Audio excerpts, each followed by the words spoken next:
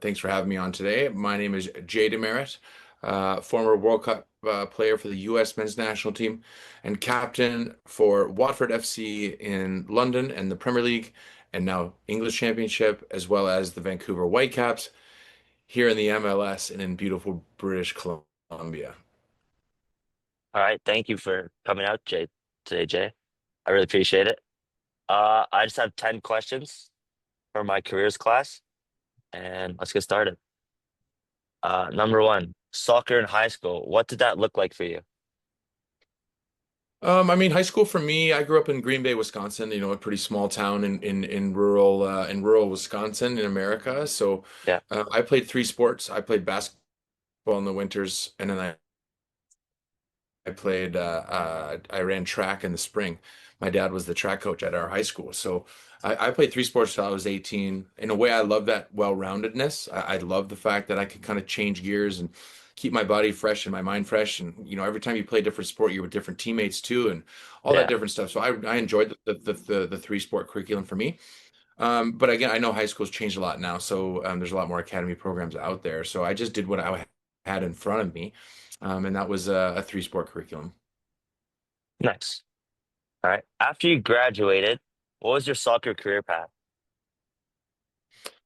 Well, mine started a really long time ago in a line that was very long. I grew up in Green Bay, a small town that didn't have a lot of opportunity. And so when I came out of high school, I got one scholarship offer. The University of Green Bay, Wisconsin, was the one that offered me it was a D1 scholarship, and I chose to turn it down. It was the only one that I Hmm. had, and I didn't really want to stay in my hometown. I wanted to leave and test myself, and I knew that I'd have to do other things in school. And it just so happened the same conference, there was a team called University of Illinois Chicago, and it's a D1 school in the Midwest. Chicago, of course, being a big town and someone that I knew had good players. My coach knew their coach, and sure enough, he calls. He says, "I got 2 grand left. I'll give it to Jay." And that was my freshman year. So my first scholarship was for $2,000.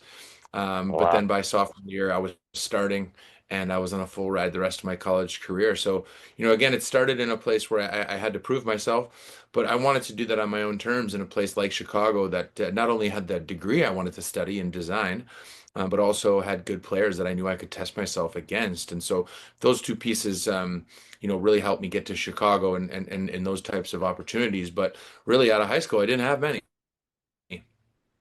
Yeah. All right. What did your day-to-day look like as a professional athlete?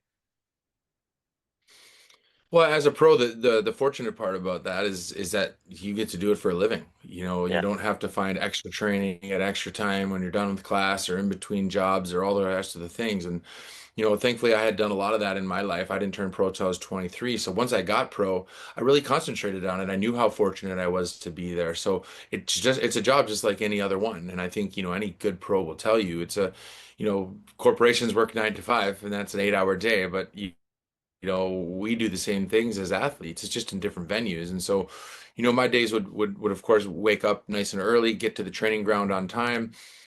Usually our training ground will have some cafeteria, so I'd have breakfast at the training ground. It gets me into the mood of the player. There's good healthy food there. And then I'd see a physio. I always Yeah. made sure my body was right, and physios was kind of my best friends. And so I just make sure my body's right, whether that was seeing physio and then hitting the gym for some prehab, what we'd call it, some core work, just turn that body on. So by the time training starts, I'm ready. Training usually lasts a couple hours for sure. After, same type of thing, get lunch. 3 days of the 5, I would stay and then do some kind of gym work, some kind of fitness work, or some kind of like stretching, yoga type of th stuff.